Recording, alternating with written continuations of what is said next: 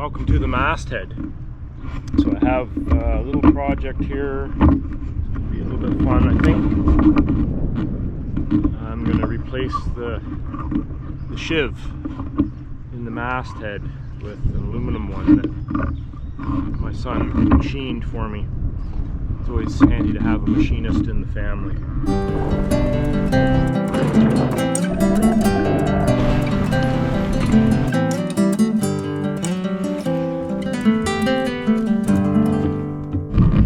Alright, so I gotta take this out. See how agreeable that's gonna be. Too bad here.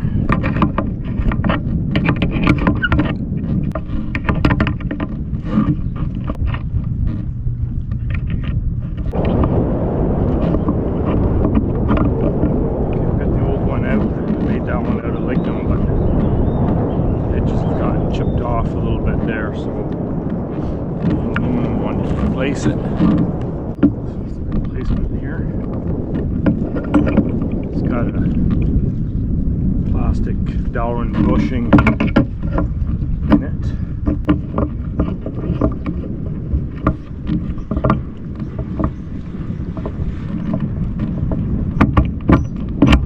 Oh, this is going super easy compared to what I thought maybe.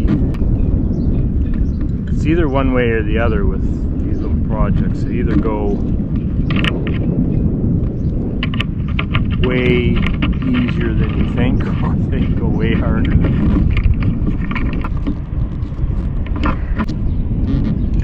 think. Didn't even have to use a hammer. Here's spinning in there quite nicely. That's excellent. A little bit of a view up here, St. George's Harbor, kind of over at the west end. Airport's just over there.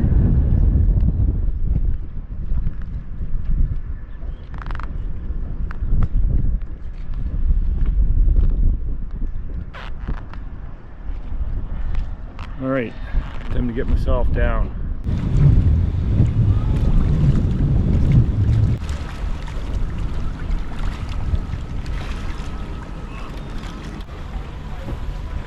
There's always a variety of boats to be seen in the St. George's Harbor, from traditional to very modern.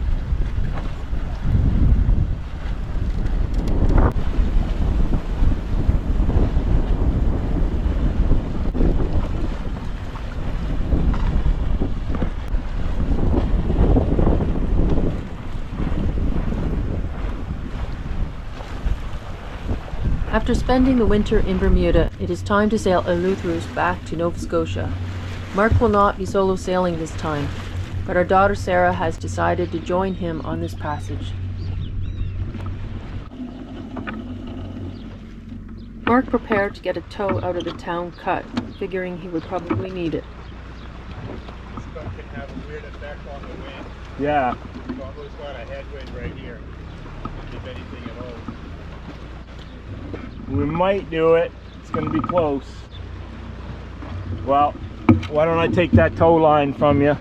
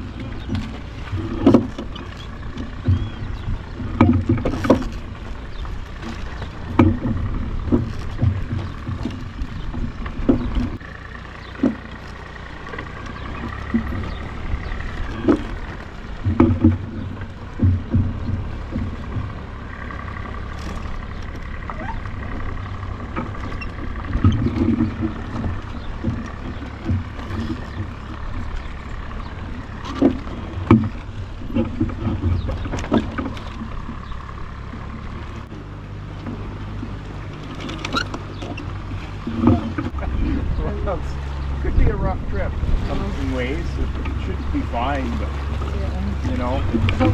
Maybe,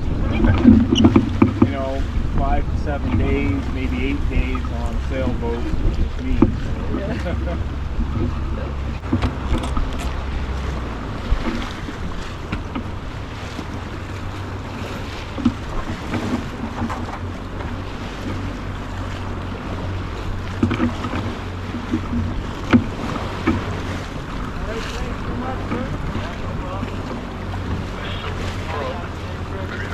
The boating community is always helpful.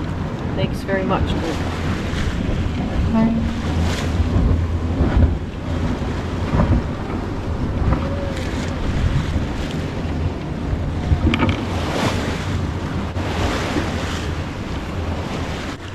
Don't worry, I see you.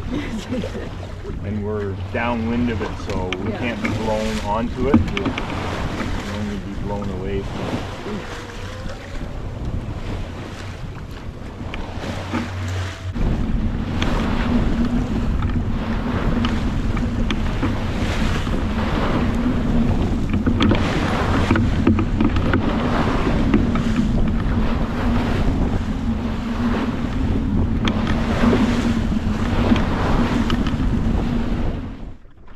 Well, this is day 3, Bermuda to Nova Scotia. The first 2 days were right on the nose and rough, so I would say don't start a voyage when you have 2 days of heavy sailing to windward. Anyways, now we're in very light conditions, but we are moving along. Couple knots, I think, at the moment. Anyways, I'm going to show my sheet to tiller arrangement for this point of sail. This is close reach. The wind is still ahead of the beam a bit, and the setup is pretty much the same for close hauled or anywhere in between. You just have to adjust the control lines and the bungee cord a little. So right here you can see I've got my control line tied to the main sheet, and it's tied to this one here, so that way I ensure that if I have to let the sheet out or haul it in a hurry, that it's not going to get drawn into one of the blocks. So it goes down to the block there near the deck, and then it runs all the way across the deck to that block, up there, and then down to that block and to the tiller. And then from the tiller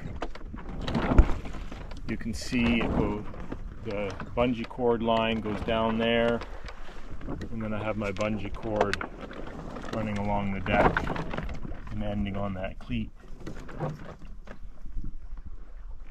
So that's the setup for close reach, and I would use that probably almost a beam reach, and then I would switch the control line to the jib sheet.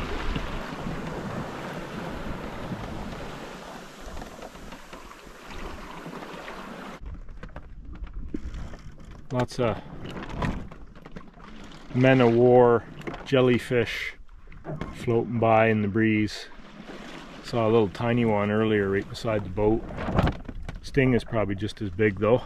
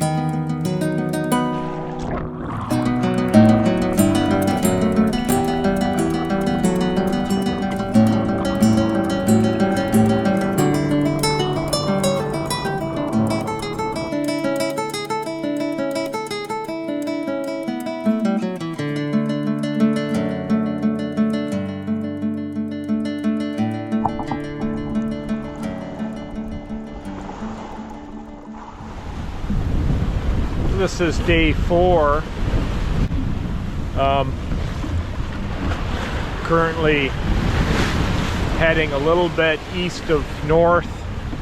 We have southwest wind at the moment.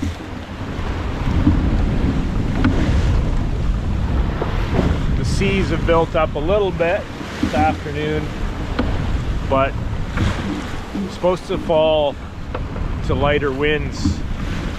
So I'm just going to keep going on like this. We're making good time today when we can point basically straight to Lunenburg.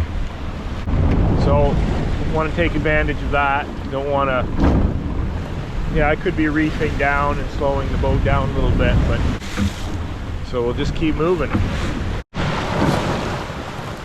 This is my arrangement for self-steering on broad reach, or anything up to a beam reach. We probably still work on a beam reach too. So that control line is hitched onto the sheet there, and it runs back to that pulley, and then it runs across the deck to there, turns at that pulley, and then up to there and over to the tiller.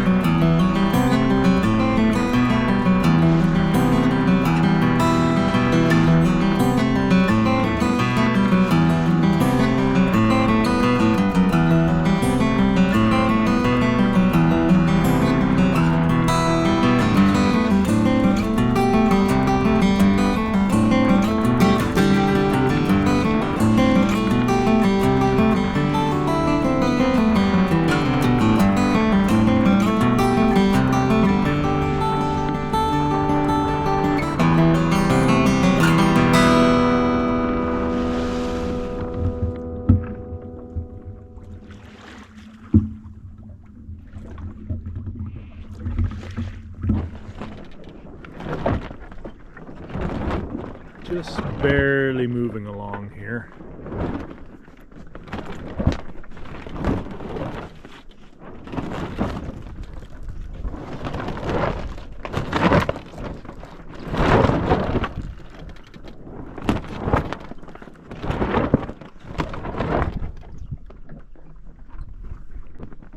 Supposed to get some wind tomorrow, and then eventually a lot of it.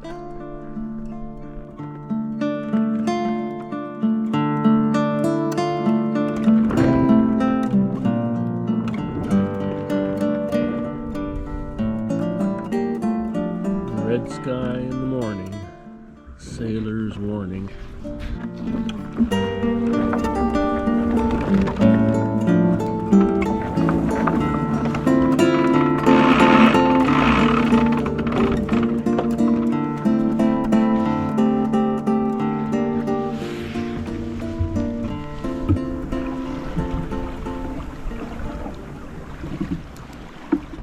Day 7 started out pretty calm, but the wind picked up all day, and I was broad reaching, and you know, it got pretty strong conditions during the day.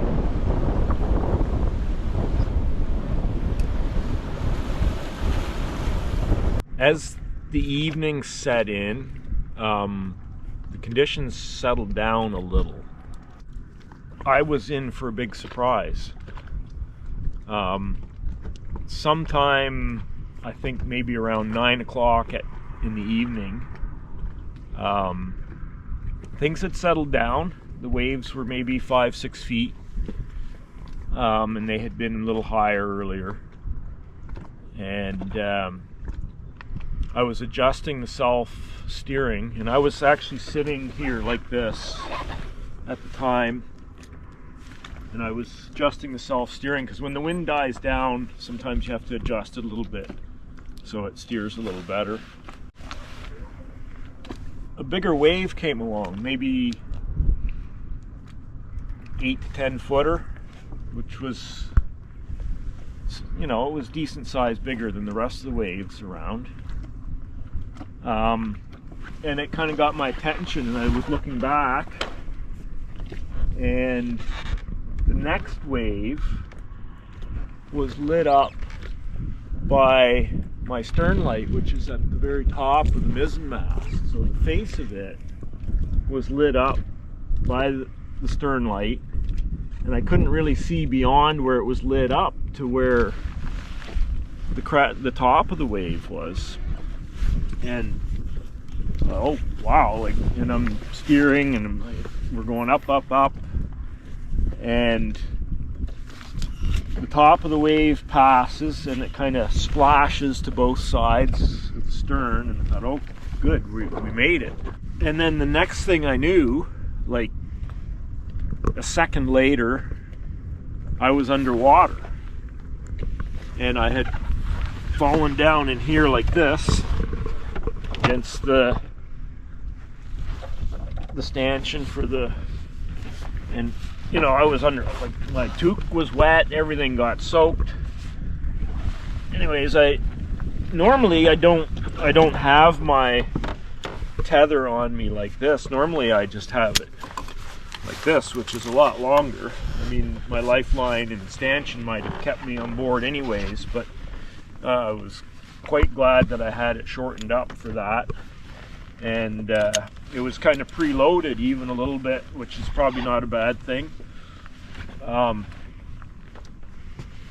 But we had been sailing at some very fast speeds throughout the day. We were in a favorable current from the Gulf Stream, and I would say we were at least 2 knots, but probably up to 3 knots of favorable current. And I think this occurred, like, we left the Gulf Stream sometime early evening. This probably had something to do with, you know, the currents from the Gulf Stream. It fell against the stanchion hard enough that I put a crack in the tow rail here. So I would say that was a big enough wave that you could call it a rogue wave. and I wouldn't really want to experience something like that too soon again. The boat was fine. This is literally the only damage that was done. All of the rigging was fine. Even down below, there were a few things that got thrown off the shelves, but not too bad really overall, considering the boat was probably right over on its side. I think what happened, I think the back of that wave was very steep, and I think the boat literally fell off the back of the wave and then fell probably sideways as it went. My daughter, who was down below in her bunk, fell from her bunk onto the floor. Cushion went with her, so that was good. Then she got thrown up onto the other bunk and against the cabinets on the other side. A fair bit of water squirted in through the companionway hatch, and have a mushroom vent up on the front of the cabin trunk, and a bunch of water come in through there. So the boat was fairly well submerged over that. And yeah, I was underwater holding my breath. Not for very long. The boat popped up quite quickly. She's fairly heavily ballasted boat, so it's not going to stay on her side for very long. So she came right back up. It also managed to either tack the mainsail, or it jibed during that process, and which basically meant that I was hove to. And after sorting some things out on deck, I just left the boat hove to for the night. I needed to get dry clothes on, and my second set of foul weather gear had gotten drenched as well down below, so I didn't have a lot of dry clothes left. Whenever I had to go out on deck, I was pulling wet foul weather gear on over dry clothes, and so things would generally get damp. The next day I got the wood stove going, and it gave me a chance to get some things dried out, so I had some dry foul weather gear. Because things were getting cold too at this point, because once we left the Gulf Stream, the water temperatures were getting drastically colder, to the point where it was just half a degree Celsius above freezing. So that's cold water. Needless to say, that was pretty stressful occurrence. And then it was 3 more days of sailing yet to get to Lunenburg. Please like, subscribe, and comment. It really helps us out. Thanks for watching.